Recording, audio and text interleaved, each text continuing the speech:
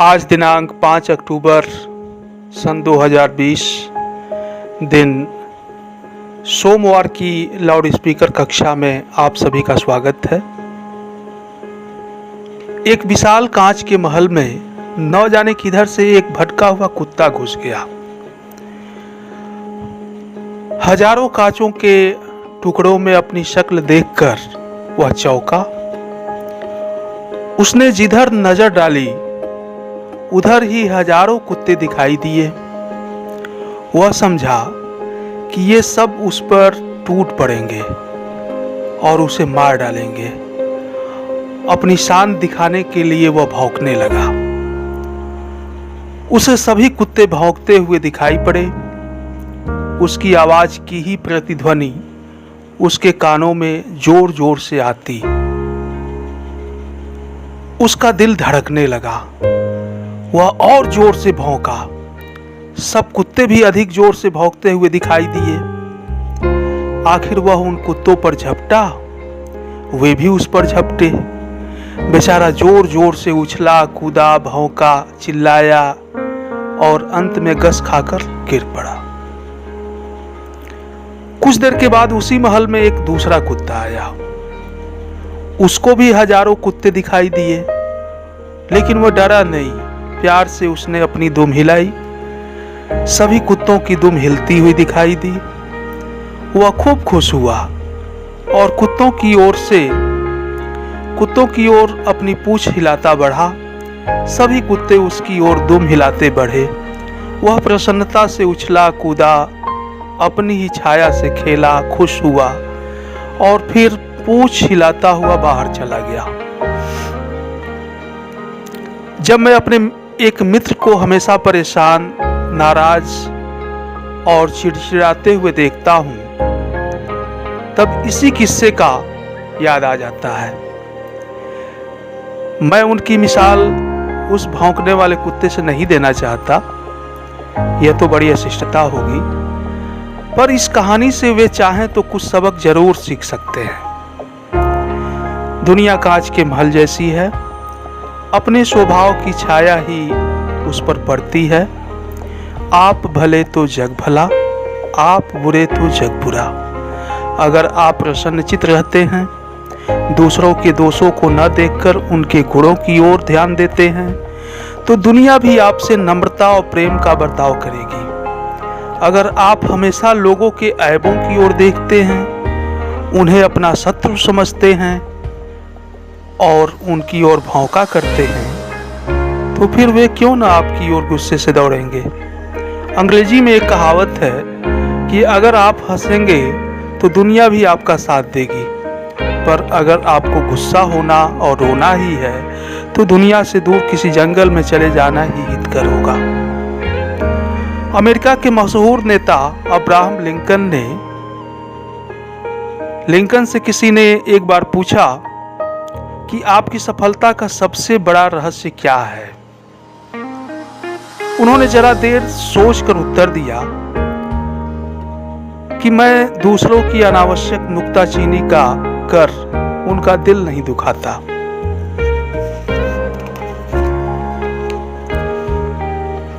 मेरे मित्र की यही खास गलती है कि वे दूसरों का दृष्टिकोण समझने की कोशिश ही नहीं करते। दूसरों के विचारों की, कामों की, भावनाओं की आलोचना करना ही अपना परम धर्म समझते हैं। उनका शायद यह ख्याल है कि ईश्वर ने उन्हें लोगों को सुधारने के लिए ही भेजा है धरती पर वे यह भूल जाते हैं कि शहद की एक बूंद ज्यादा मक्खियों को आकर्षित करती है, बजाय एक शेर जहर के।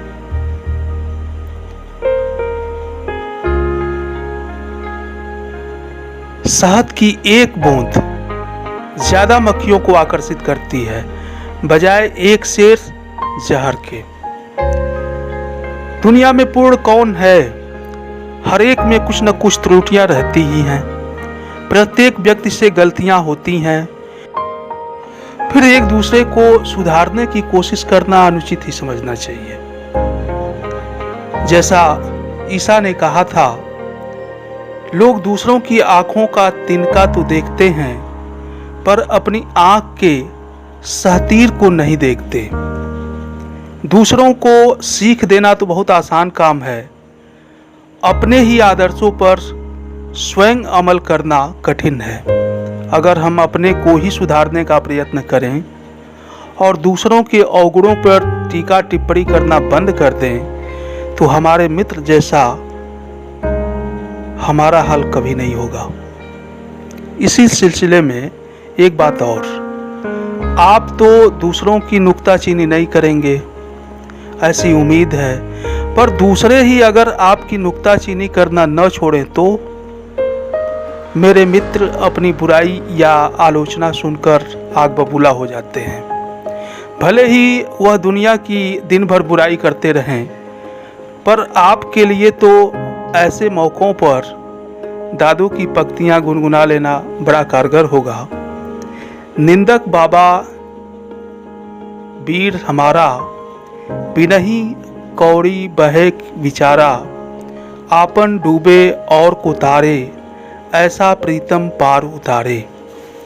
अगर सचमुच कुछ त्रुटियां हैं जिनकी ओर निंदक हमारा ध्यान खींचता है, तो उन अवगुणों को दूर करना हम सभी का कर्तव्य हो जाता है।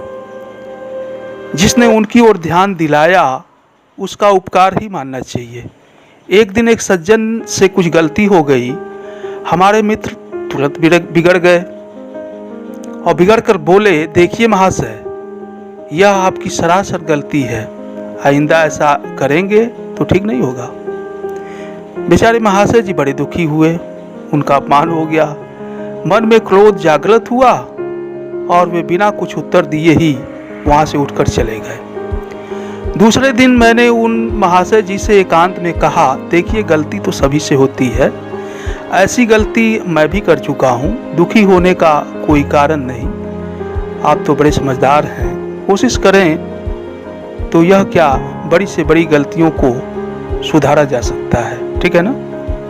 उनकी आंखों से आंसू छलछलाए, बड़े प्रेम से बोले, जी हाँ, मैं अपनी गलती मानता हूँ, आगे भला मैं वही गलती क्यों करने लगा।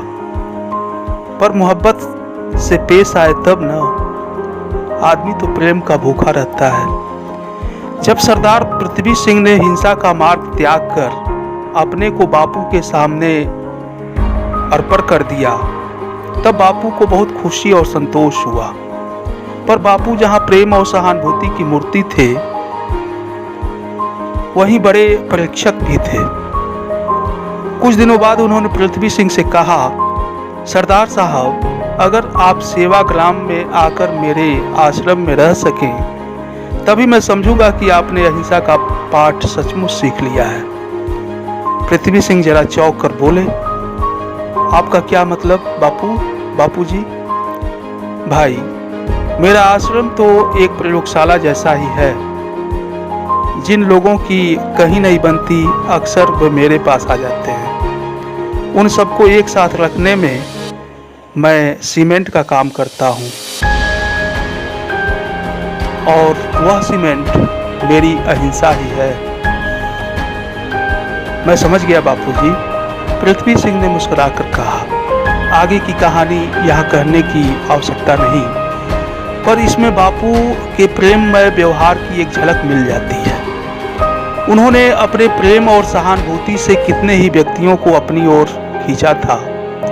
बापू कड़ी से कड़ी आलोचना कर सकते थे और करते भी थे, पर परंतु हंसकर, मीठी मीठी चुटकियां लेकर, अपना प्रेम दर्शाकर। अमेरिका के मशहूर लेखक इमर्सन की एक घटना याद आती है। उन्हें गाय पालने का शौक था, इसलिए गायें और नन्हे बछड़े उनके मकान के पास एक कुटी में रहते थे। एक बार जोर की बारिश आने वाली थी। सभी गायें तो झोपड़ी के अंदर चली गईं, पर एक बछड़ा बाहर ही रह गया। इमर्सन और उनका लड़का दोनों मिलकर उस बछड़े को पकड़कर खींचने लगे कि वह कुटी में चला जाए, पर ज्यों-ज्यों उन्होंने जोर से खींचना शुरू किया, त्यों-त्यों वह बछड़ा भी सारी ताकत लगाकर पीछे हटने लगा। बेचारे इमर्सन बड़े परेशान हुए। इतने में उनकी बूढ़ी नौकरानी उधर से निकली। जैसे ही उसने यह तमाशा देखा, वह दौड़ी आई, अपना अंगूठा बछड़े के मुंह में प्यार से डालकर उसे झोपड़ी की तरफ ले जाने लगी। बछड़ा चुपचाप कुटी के अंदर चला गया। वह अनपढ़ नौकरानी किताबें और कविताएं लिखना तो नहीं जानती थी, पर व्यवहार कुशल अवश्य थी। और जब जानवर भी प्रेम की भाषा समझते हैं तो फिर मनुष्य क्यों कर न समझेंगे। कल हमारे मित्र का रसोइया बिना खबर दिए ही चला गया। बेचारा करता भी क्या, सुबह से शाम तक उसको महाशय की डांट खानी पड़ती थी। तूने आज दाल बिल्कुल बिगाड़ दी, उसमें नमक बहुत डाल दिया। अरे बेवकूफ, तूने साग में नमक ही नहीं डाला। यह जली रोटी कौन खाएगा। आद की झड़ी लगी रहती थी। जब कोई चीज जरा भी बिगड़ जाती तब तो उसे दिल खोल कर डांटा जाता, पर अच्छा भोजन बनने पे कभी तारीफ के दो शब्द नहीं बोले जाते। वाह, तारीफ कर देने से उसका दिमाग चढ़ जाएगा, मेरे मित्र कह देते। ठीक है, तो वह भी आदमी है ना, उसके भी दिल है। बेचारा कुछ रुपए का नौकर यंत्र नहीं बन सकता। तंग आकर भाग जाने के सिवा और क्या चारा था।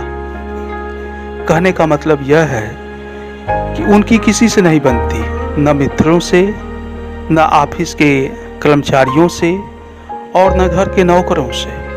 उस पर भी मजा यह है कि वे अपनी जिंदगी और विचारों से पूरी तरह संतुष्ट हैं। वे मानते हैं कि उनका जीवन, आचार और विचार आदर्श है। दूसरे लोग जो उनका सम्मान नहीं करते वह मूर्ख है। ग्रीस के एक महान संत सुकरात ने एक बात बड़े पते की कही थी, जो मनुष्य मूर्ख है और जानता है कि वह मूर्ख है, वह ज्ञानी है। परंतु जो मूर्ख है और नहीं जानता कि वह मूर्ख है, वह सबसे बड़ा मूर्ख है।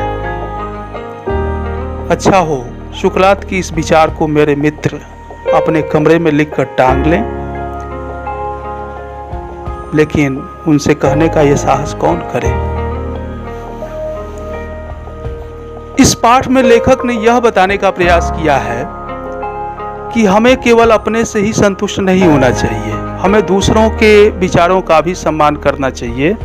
यदि हम दूसरों के साथ अच्छा व्यवहार करेंगे तो वे भी हमारे साथ अच्छा व्यवहार करेंगे। इस पाठ का नाम है आप भले तो जग भला। इस पाठ के लेखक श्री मन्नारायण जी का जन्म सन 1912 ईस्वी में इटावा में हुआ था। आप भारत सरकार के योजना आयोग के सदस्य तथा गुजरात प्रांत के राज्यपाल भी रह चुके हैं। आपकी प्रमुख रचनाएं रोटी की राग तथा मानव है। हम अपने से श्रेष्ठ जनों से हमेशा सीखते हैं और हम उनसे प्रभावित भी होते हैं। तो आपके परिवार, विद्यालय के जिस व्यक्ति ने आपको विशेष रूप से प्रभावित किया है, उसके गुणों, व्यवहार के विषय में अपने विचार 100 शब्दों में लिखकर हमें व्हाट्सएप करें। तो आज की लाउड स्पीकर कक्षा में इतना ही। बहुत बहुत धन्यवाद।